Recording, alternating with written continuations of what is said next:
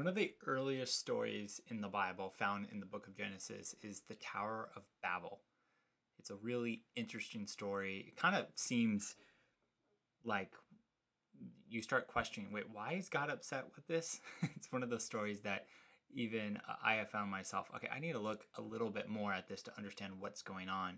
But I think the metaphor here, or the example that we learn from this story, I'm going to try to hijack it and for us to think about digital, because I do think that there's something really interesting here that we learn from this story all the way back in Genesis 11, which is going really early back into the beginning of civilization as we know it. And so we've been talking about digital ministry and what does that look like for your church. We're many sessions into this, and I would encourage you to go back and watch the previous episodes. And we're kind of building upon each one of these. And ultimately, I have many more sessions to come that at the end of this, I want you to have a really good understanding what digital ministry looks like and how to do it for your church, no matter if you're small or big or somewhere, in the middle. And so let's start with the Tower of Babel. In Genesis 11, we read this story where a group of early people get together and form one of the first cities. And they actually get pretty powerful and they get really good at it, and they want to build something to reach God. And I imagine this building was pretty big. And I've been on some pretty tall buildings. I remember years ago I had the chance to go to Dubai for something, and there's Marriott has a hotel there, and it's very tall. I forget how tall it is, but I remember the elevator was like 55 stories tall or something. Maybe it was more than that. I can't even remember, but I just remember it had glass windows and you had to take 2 elevators to get to the lounge area. And I remember my friend was with me and he was like nervous. He doesn't like tall elevators. And I guess I had never really thought about it, to be honest, but they start shooting up this elevator. And I just remember my knees got really shaky as it was going up, because I looked outside and I was like, oh yeah, this is pretty big. And I imagine this Tower of Babel building was not maybe as tall as the buildings in Dubai, but it was pretty tall. But the motive was they wanted to become God. They wanted to be they wanted to reach God. And one of the things we learned from the previous chapter after the flood is the descendants of Noah were commanded in Genesis 9:11 to be fruitful and multiply and fill the earth. And for whatever reason, not too long after, they've decided not to fill the earth. They've decided to stay home. They've decided to play it safe, and they're actually ignoring God's plan here. And for whatever reason, as they start working together, they get really productive, and they start actually getting things done, and God actually has to intervene. And this is the famous story where God causes everybody not to be able to speak the same language, and there's confusion, and people kind of spread out. And this is kind of the origin of humanity. People kind of get spread out all around the earth, and this is kind of the beginning of it. What's interesting here is that it appears from the very beginning God wanted a global community. He didn't just want one tribe. He wanted all types of people. He wanted diversity. And as more people kind of hung out in the same group, it kind of produced a uniformity of thought, which is kind of interesting to think about. This what's happened with the internet. People start to common ground, and you think everybody thinks like you because you kind of all collected together, and God kind of wanted to stop that. He wanted different types of thought, different types of people looking different. He wanted people to spread out. And so God intervenes here and stops this plan. And I want to hijack this story because I understand this is not the point of Genesis 11, but what's interesting, if you think about it, at the top of the Tower of Babel is God. Ultimately, this is what humans wanted. They wanted to become God in this story. So at the top is God, and at the bottom is humanity. And you kind of think that, one of the things you think about this gap and the difference between God and humans. You also think about this with creation. We are created in God's image, it says all the way back at the beginning of Genesis. And so we actually reflect who God is through ourselves. This is why, what's the difference between humans and animals? Yes, we're both mammals, but we have cognitive thinking. We don't just we don't just replicate or have things that, mechanism, it's not just reflexes, which animals sometimes have. You can an animal will protect itself because it has reflexes and some instincts. Well, the difference is that we can actually solve problems. We can build things. We can actually act different, and we can, and that's what makes us different. Well, ultimately, if you put that on a totem pole, and if you think about this in a totem pole example, you have things that are at the bottom of the totem pole, let's say like ants.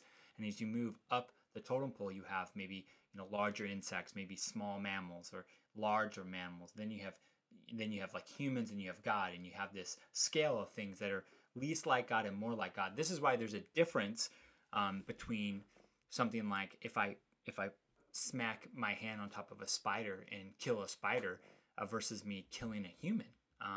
Yes, they both have some form of life or some form of existence, but one is more like God. This is why it's harder to, at least if you have a soul, it's harder to kill a dog than it is to kill a cockroach, because one is, I believe the argument would be, one is more like God. Doesn't mean that they are God or equated to creation or created to humans, but there is some more life in there that looks familiar. And so the Digital Tower of Babel, what I want to bring this to your attention, because I do think as you think about digital experiences, digital offerings your church offers, is that there are things that represent biblical community more than others.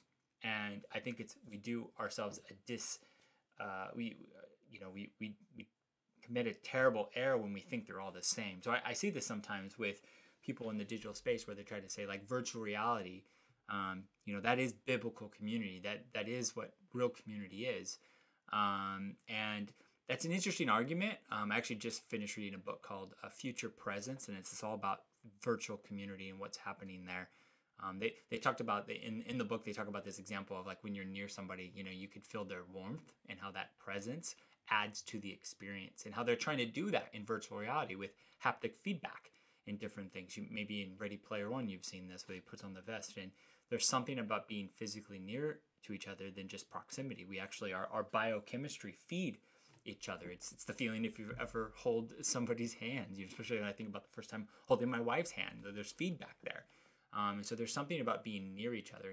And yes, virtual reality is a better expression, let's say, than text messaging, but is it the fullest expression? So on my Digital Tower of Babel, I would say at the top of it is face-to-face community. And as you move down, you have different things. This is why, texting somebody versus calling someone's going to be a little bit more intimate.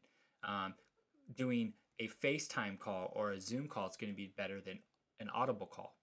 Maybe virtual reality, if you've ever done this, like I've sat in a room, at the time it was on Oculus Go, they had something called Oculus Rooms, which they actually have discontinued this, but I remember I had 3 other friends and we hung out and played a board game all real time in virtual reality. And I got to say, it was really compelling. One of the things that I still remember was I was talking, and if one of my friends was looking the other way, I would know they were not paying attention. And so we were playing chess or some kind of game, not chess, checkers or something. And I knew that they weren't paying attention, and that leads to the experience. So if I'm focusing in on you, it leads to something. This is the same reason why if I'm on a Zoom call and I have my video off, it leads to potentially a worse conversation. If I have my video on, I'm forced to pay attention more and not to multitask. And so I think I want to encourage you to think about this in framing what's possible online, because the thing is that online interactions will get more powerful. They will increase. I mean, in this book, Future Presence, they were talking about the things that are coming. It's going to be interesting because the internet from 10 years from now is going to look drastically different. The same way as the internet now looks drastically different than 10 years. It's going to continue to push forward. Microevolution, we're going to continue to get stronger, better, faster internet, better equipment. All these things are going to be a reality. But I still think that there is some reason to hold to face-to-face community as the premium experience, because I think that there will be gaps in replicating that. But I think we're going to get pretty close. I go back to, what is it? The holodeck room in Star Trek. If you've ever watched Next Gen or any of these, I'm really a fan of Deep Space Nine, but the really compelling experiences. And I think that will start to trick the brain, and it will be able to be pretty compelling. But I think we have to understand where it is. And so I give you this example of the Digital Tower of Babel because I want you to frame up how you're talking about this and thinking about this. And as much as possible, as you're planning things and offering programs, think about what needs to be on a Zoom call, what can't be on demand. For example, if you have a membership class Maybe that can't be something that's offered on demand, like take it on your own pace. Maybe it needs to be on a monthly Zoom call where they can see other people and the video needs to be on.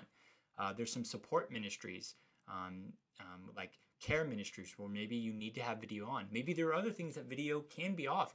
Having video off is a very compelling way for people to be more open and transparent, maybe when they're not ready. People don't turn on the video sometimes because of pain.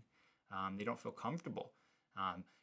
I know a lot of people too, when you think about the ageism angle here, there's some people that are older that just, it's so much easier for them to call in and they don't really want to work Zoom. I mean, these are all the factors you have to think in, but if the event is important and you want to offer the best experience digitally, you make the decision. Okay, you know what? It's got to be video. You got to have your video on.